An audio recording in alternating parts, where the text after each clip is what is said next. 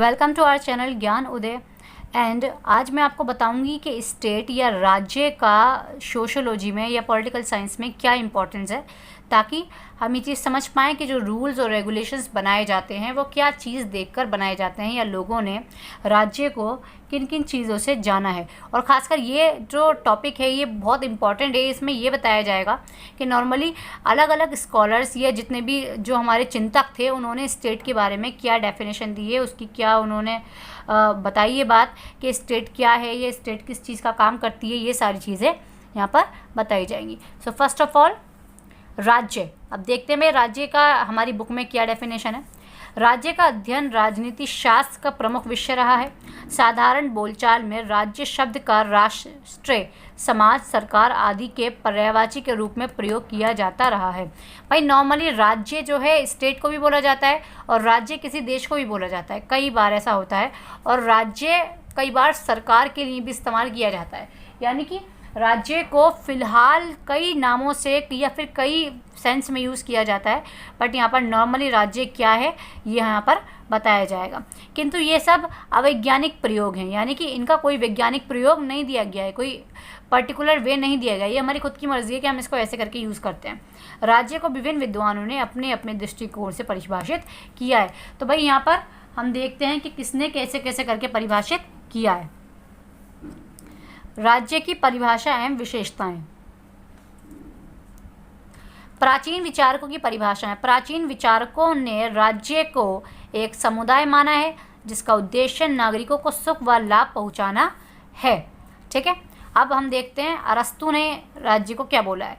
अरस्तु के अनुसार राज्य परिवारों और ग्रामों का एक ऐसा समुदाय है जिसका उद्देश्य पूर्ण और आत्मनिर्भर जीवन प्राप्ति है। तो भाई अरस्तु के हिसाब से राज्य क्या है, एक ऐसा समुदाय है, परिवार है जो या ग्राम है जो जिसका उद्देश्य क्या है, खुद पर आत्मनिर्भर हो जाना। सिसरो के हिसाब से राज्य क्या है।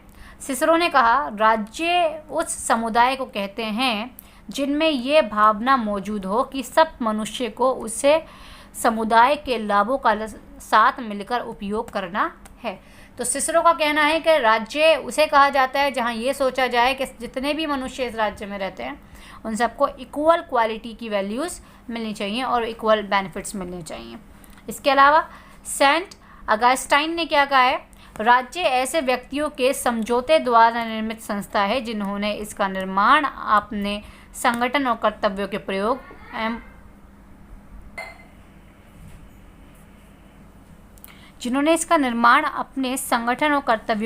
एवं मत के लिए तथा आपसी संपर्क के लाभ की प्राप्ति के लिए किया।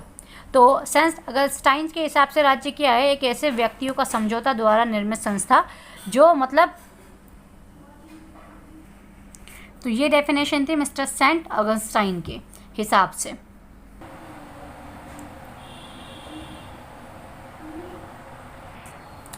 तो भाई अर्वाचीन विचारकों की परिभाषा है। अर्वाचीन विचारकों ने राज्य की परिभाषा में जनसंख्या, भूभाग, संगठित जीवन एवं प्रभुसत्ता को आवश्यक माना है। यानी अर्वाचीन विचारकों के हिसाब से क्या क्या चीज़ें राज्य के लिए बहुत ज़रूरी है, जनसंख्या, भूभाग, संगठित जीवन, प्रभुसत्ता, ये सारी चीज़ें होनी मोस्ट इम्पॉर्टेंट है। अब ब्लंट शैली के हिसाब से किसी निश्चित भू क्षेत्र में राजनीतिक दृष्टि से संगठित व्यक्तियों को राज्य कहा जाता है। दूसरा लास्की के हिसाब से राज्य एक प्रादेशिक समाज है जो सरकार और प्रजा में विभाजित है और अपने निश्चित भौगोलिक क्षेत्र में अन्य सभी समुदायों पर सर्वोच्च सत्ता रखता है। फिलीमोर के हिसाब से राज्य मनुष्यों का वह समुदाय है जो किसी निश्चित भूभाग पर स्थायी रूप से बसा हुआ हो, जो समान कानून, आदतों एवं प्रथाओं के द्वारा आपस में एक राजनीतिक समान के रूप में संगठित हो, जो एक संगठित सरकार के माध्यम से अपनी सीमा के अंतर्गत समस्त व्यक्तियों एवं वस्तुओं पर अपनी सार्वभौमिक सत्ता और नियंत्रण रखता हो, तथा जो युद्ध एवं शांति की स्थापना करने का संसार के राष्ट्रों के साथ सब प्रकार के अंतर्राष्ट्रीय संबंध स्थापित करने की क्षमता रखता हो। भाई नॉर्मली देखा जाए तो इनकी जो फिलोमर हैं, इनकी जो परिभाषा है वो बहुत हद तक सही है, मतलब ज़्यादातर सही है, क्योंकि बाकी सब ने राज्य को सिर्फ किसी एक चीज़ से जोड़ा है, लेकिन इन्होंने राज्य को उन सारी चीज़ों से जोड़ा है जो नॉर्मली हम मानते हैं और समझते हैं। इसके अलावा गेटेल के हिसाब से राज्य मनुष्य के उस समुदाय को कहते हैं जो स्थायी रूप से अधिकृत निश्चित भूभाग पर प्रयास करता हो, कानूनी रूप से नियंत्रणों से मुक्त हो और ऐसी शासन व्यवस्था स्थापित किए हुए जो उसकी क्षेत्रीय सीमा के निवास करने वाले सभी मानव समुदाय के लिए नियमों का निर्माण तथा उनको कार्यान्वित करता हो। गिटेल के हिसाब की से भी ये जो व्यवस्था है, जो बात कही गई है, मेरे हिसाब से सही है। इसके हिसाब से, गिटेल के हिसाब से नॉर्मली देखा जाए तो इन जो चीज़ कानून व्यवस्था लागू करती है या इन चीज़ों को हाईलाइट करती है, इन चीज़ों को ही हम क्या बोल सकते हैं, नॉर्मली राज्य बोल सकते हैं। और ये इसका काफ़ी इम्पोर्टेंट पॉइंट भी है।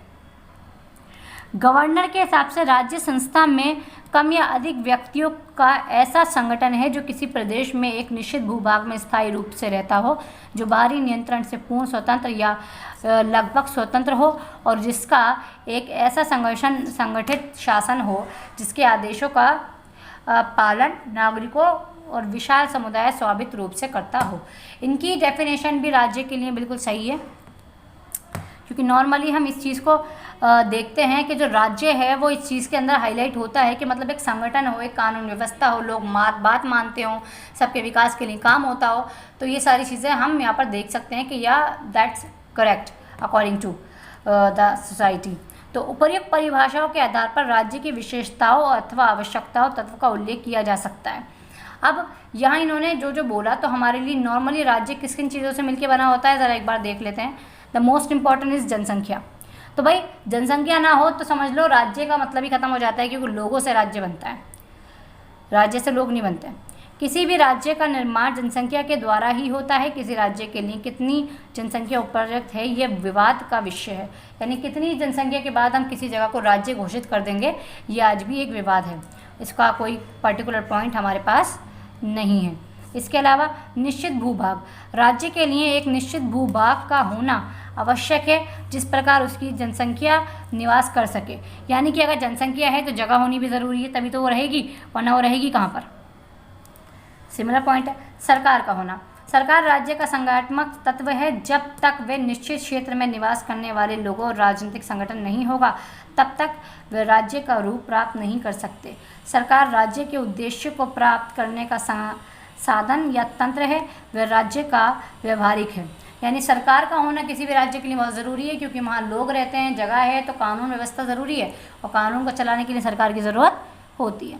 प्रभु सत्ता, सोवरेनिटी की वे तत्व है जो राज्य को अन्य समुदायों से पृथक करता है। प्रभुसत्ता से तात्पर्य है कि राज्य वहाँ का नियंत्रण से मुक्त हो और आंतरिक क्षेत्र में सर्वोच्च है। वे दूसरों की आज्ञा देता हो, उसे कोई आज्ञा नहीं देता हो। सोवरेनिटी किसे कहते हैं भाई, कि हमारा देश है, सोवरेन है, यानी कि कोई दूसरा देश इस पे क्या नहीं करता, कोई दूसरा देश इस पे क्या नहीं करता, राज नहीं करता। मतलब कोई दूसरा देश इसे हुक्म नहीं देता, भाई ये करो ये नहीं करो, हम आज़ाद हैं, हम अपने फैसले खुद ले सकते हैं। तो ये हमारी सॉवरेनिटी है। तो ये मोस्ट इंपॉर्टेंट है किसी भी राज्य के लिए। राज्य का स्वरूप स्थायी होता है। जनसंख्या व भूभाग के घटने बढ़ने पर भी राज्य के अस्तित्व में कोई परिवर्तन नहीं आता, वे बना ही रहता है। यानी इनका कहना है कि जनसंख्या अगर बढ़ भी जाए तो राज्य सिर्फ कब बढ़ सकता है, जब पहले टाइम में राज्य बढ़ते थे, एक दूसरे पे हमला करके जीत लिया करते थे, लेकिन अब इंटरनेशनल कानून है, अंतर्राष्ट्रीय कानून है, तो उनके हिसाब से कोई एक दूसरे को इस तरह से नहीं हड़प सकता कि मैंने तुझे हड़प लिया, तूने मुझे हड़प लिया, ऐसा सीन अब नहीं हो सकता।